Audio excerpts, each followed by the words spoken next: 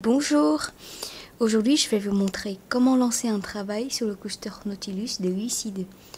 Donc si vous travaillez avec des ressources de calcul intensifs, que ce soit pour de la data science, du deep learning ou tout autre projet gourmand en GPU, Nautilus est une super option. Dans cette vidéo, on va voir pas à pas comment soumettre un job. Tout d'abord, vous devez créer un compte sur le site de Glycide. Donc allez sur glycide.fr, cliquez sur Accès aux ressources, cliquez sur l'image, puis Sign in en haut à droite et Login. Là, vous allez choisir votre établissement. Ici, je vais mettre Angers. Et là, vous allez vous connecter avec votre identifiant ENT. Une fois que vous êtes bien connecté, vous allez remplir vos informations perso. Notez qu'il faut impérativement attendre l'approbation de votre compte pour pouvoir utiliser le cluster Nautilus. Donc cela prend environ 1 ou 2 semaines. Quand vous avez fini, vous allez voir un récapitulatif. Donc il faut scroller et cocher sur cette case. Puis mettre Submit pour bien valider ce que vous avez fait. Et là, il vous reste juste à attendre l'approbation de votre compte. Une fois que votre compte soit validé, la première étape consiste à créer une clé SSH. Donc pour cela, vous devez avoir un terminal Ubuntu. Faites la commande SSH keygen, puis Entrée. Ici, on vous demande de mettre un mot de passe. Vous pouvez choisir de ne pas en mettre un en appuyant sur Enter. Notez que si vous mettez un mot de passe, à chaque fois que vous vous connectez sur le cluster Nautilus, vous devez saisir ce mot de passe 2 fois à la suite. Si je fais cd.ssh, je vais voir les 2 fichiers importants qui stockent mes clés SSH. Donc le premier fichier id-ed stocke la clé privée et il ne faut absolument pas partager cette clé. À côté, vous avez le même fichier mais .pub, c'est la clé publique qu'on va utiliser. Donc pour lire cette clé, vous allez faire la commande cat id-ed 25519.pub. Cela va afficher votre clé et vous allez la copier puis coller dans votre espace Glycide.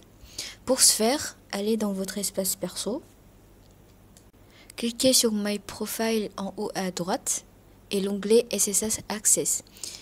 Et là, vous allez coller ce que vous venez de copier. Puis Upload. Maintenant, on va se connecter au cluster. Bon, pour se connecter au cluster, vous devez créer un fichier qui s'appelle config en suivant la documentation. Donc, où est-ce qu'on pourrait trouver la documentation?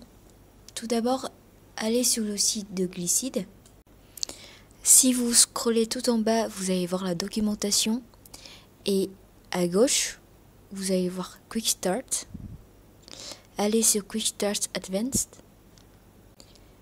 Dans la section 3.3, vous allez voir ce qu'il y a à écrire dans votre fichier config. Comment on va écrire dans ce fichier?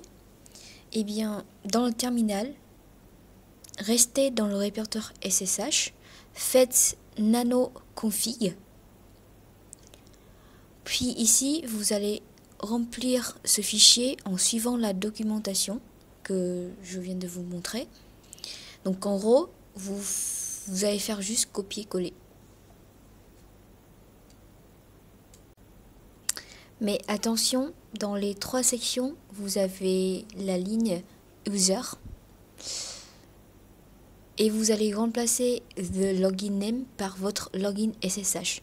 Donc pour connaître votre login SSH, allez sur Glycide dans My Profile et là vous allez voir votre login SSH. Donc copiez-le et collez dans toutes les lignes où vous voyez user.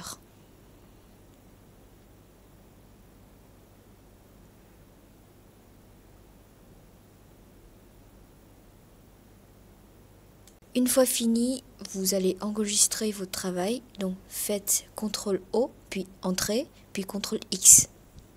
Pour vérifier si le fichier config est bien enregistré, faites ls et là vous allez voir config avec les deux fichiers des clés publiques et privées.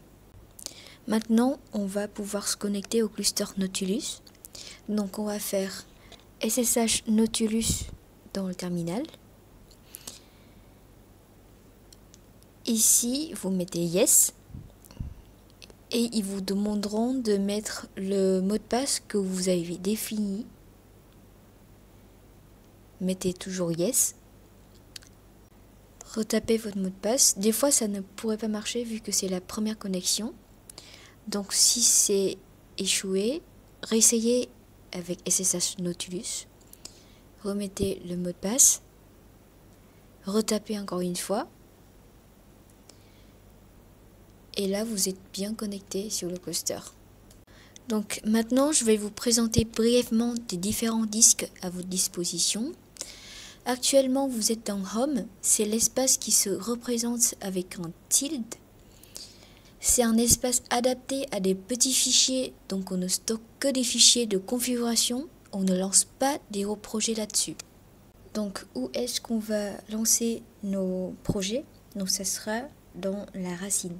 Faites cd c vous allez voir la racine qui se représente avec un slash.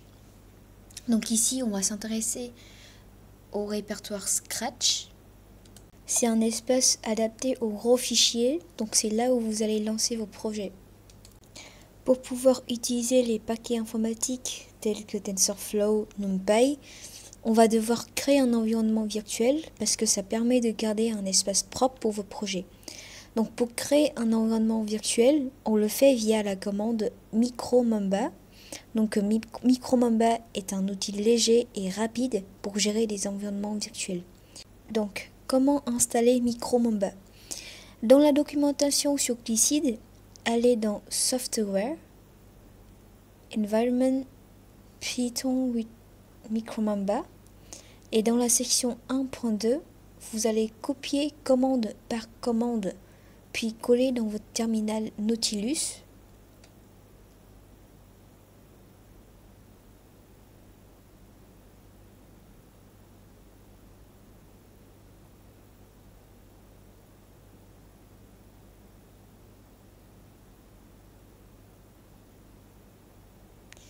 Et là on va attendre que ça s'installe. Normalement, ça prend un peu de temps. Une fois fini, vous allez dans votre Home. Pour y aller, c'est simple. Faites cd tilde. Et là, vous allez créer un fichier .profile pour enregistrer les commandes. Donc, faites module load nano.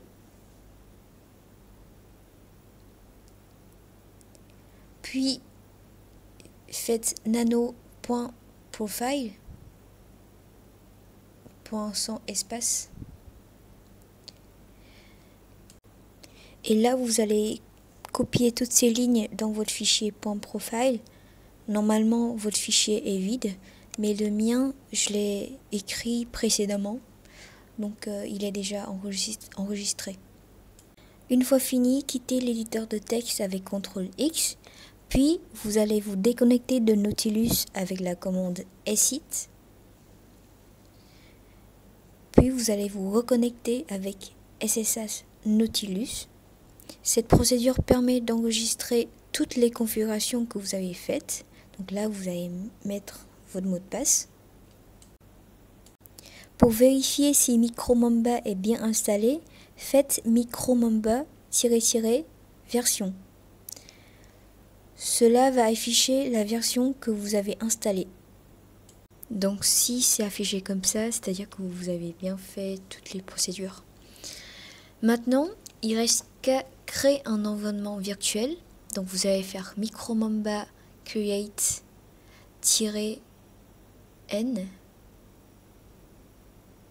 et le nom de votre environnement. Ici, je vais mettre coucou.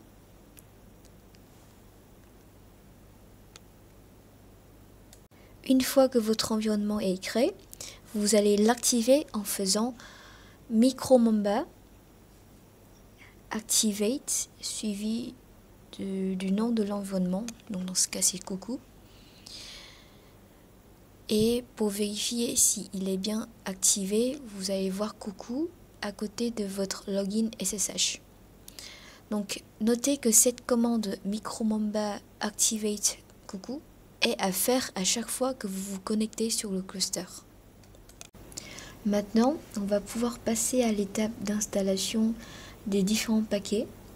Donc pour installer les paquets Python, dans cette vidéo, je vais faire deux exemples. Je vais installer le paquet NumPy et le paquet TensorFlow adapté au GPU.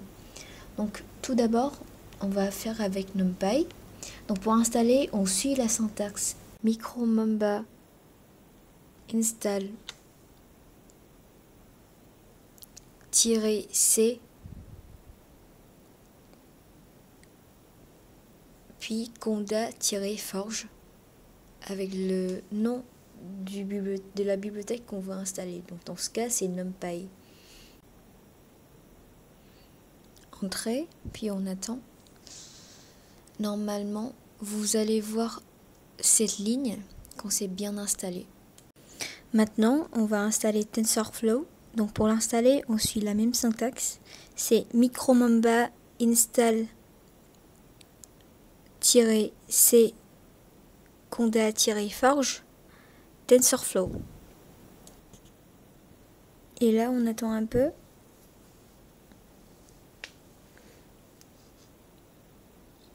Ici, on va mettre yes avec un Y.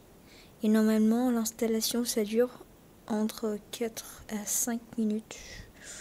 Et quand l'installation se termine, vous allez voir cette phrase comme tout à l'heure. Dans les étapes précédentes, j'avais dit qu'il est conseillé de travailler dans votre répertoire Scratch et pas dans votre Home. Là, actuellement, vous êtes dans Home. Donc, pour accéder à la racine, vous faites cd : //. Une fois que vous êtes dans la racine, vous allez voir le répertoire Scratch. Accédez-vous au répertoire Scratch. Et là, vous avez deux répertoires pour travailler. Donc, soit Nautilus, soit Waves. Donc dans ce cas, c'est libre à vous de choisir parce que ces deux répertoires fonctionnent pareil. Donc dans cet exemple, je vais faire avec le répertoire Nautilus. Notez que peu importe que ce soit Nautilus ou Waves, vous devez vous rendre dans le répertoire où il y a votre login SSH. Votre login SSH est normalement dans User. Donc faites ls et là vous allez trouver le répertoire User. Faites cd user et ici, si vous faites ls, vous allez voir tous les comptes de vos collègues, mais vous allez accéder à votre compte seulement, donc c'est cd avec votre login SSH. Donc là, vous êtes bien dans votre répertoire perso, où vous pouvez déposer vos projets et travailler là-dessus. Ici, je préfère créer un autre répertoire qui s'appelle Premier Test. Donc, je crée un répertoire et j'accède à ce répertoire pour déposer mon dossier et travailler là-dessus. Pour commencer à travailler, vous allez écrire un fichier Slurm. C'est ce fichier qui va décrire les ressources dont votre job a besoin, comme le nombre de GPU, la fiche de la sortie, le temps estimé pour votre travail et tout un tas d'autres caractères. Donc pour créer ce fichier Slurm, on va faire nano. Ici, je vais mettre job.slurm. Et là, vous avez l'éditeur de texte.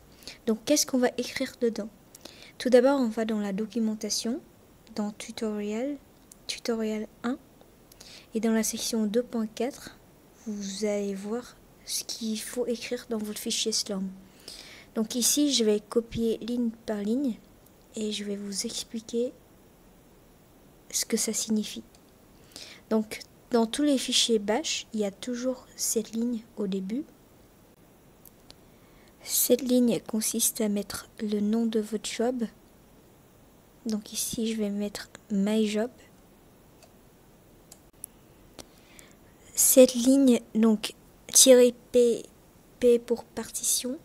Ici, on va lancer notre job sur la partition GPU, donc on met GPU.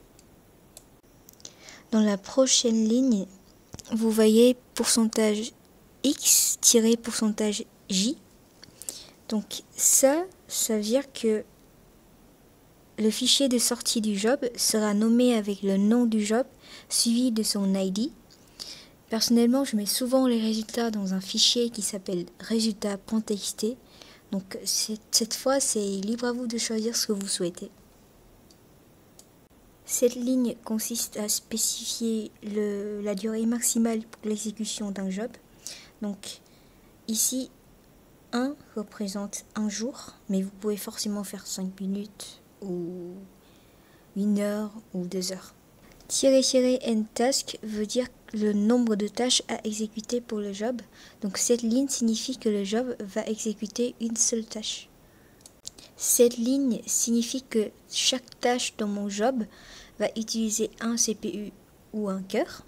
Si je lance un script Python simple, je peux m'en mettre un, mais si je lance un code parallélisé ou certains scripts plus complexes, je peux en mettre 4 par exemple. Cette ligne indique que mon job doit s'exécuter sur un autre calcul. Cette ligne, c'est pour spécifier qu'on travaille sur le cluster Nautilus. Le QoS permet de contrôler les ressources selon le type de job. Donc short pour les petits jobs et long ou normal pour les jobs plus lourds. Ici, même est le mémoire total demandé pour le job. Donc ici, je mets 20 Go. Cette ligne signifie qu'on va utiliser un GPU pour ce job. Si on ne la met pas, notre job va tourner sur CPU uniquement. Puis la dernière ligne qu'on va l'ajouter. Donc remplacez jeune-d unif Nantes par votre login SSH.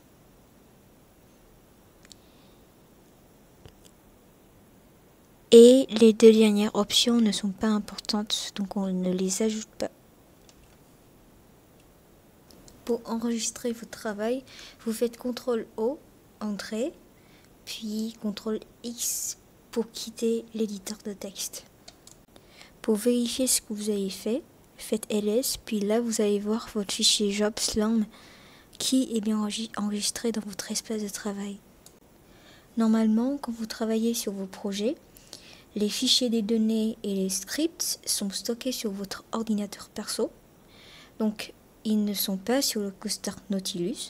Donc, comment est-ce que vous allez transférer tous ces fichiers dans le cluster pour pouvoir les tourner? Donc, tout d'abord, ouvrez le terminal de votre ordi. Donc, ici, c'est le terminal de votre ordi et en haut, c'est le terminal Nautilus. Dans cette vidéo, je vais faire un test simple. Je crée d'abord un script Python test.py.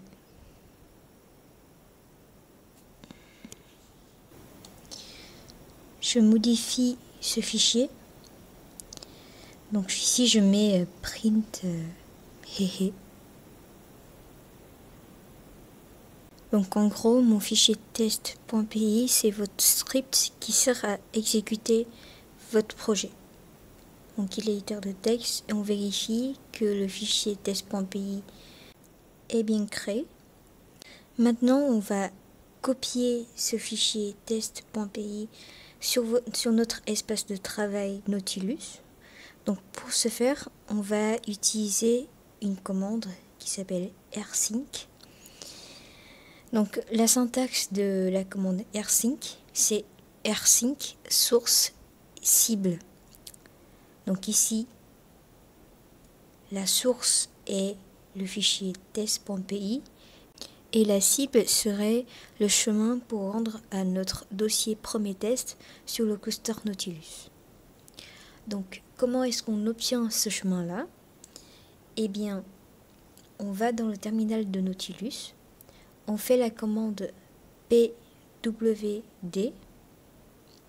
Cela va nous afficher le chemin complet pour accéder au dossier premier test. Donc, on va copier ce chemin. Notez que pour accéder à ce répertoire, avant le scratch, il faut qu'on mette Nautilus de point. Nautilus avec un N en majuscule. Et là, on fait entrée. Ils vous demanderont de mettre le mot de passe. à le saisir 2 fois. Donc ici c'est un petit fichier, donc le transfert se fait très rapide, mais normalement avec un dossier avec plusieurs données, ça prend un peu de temps.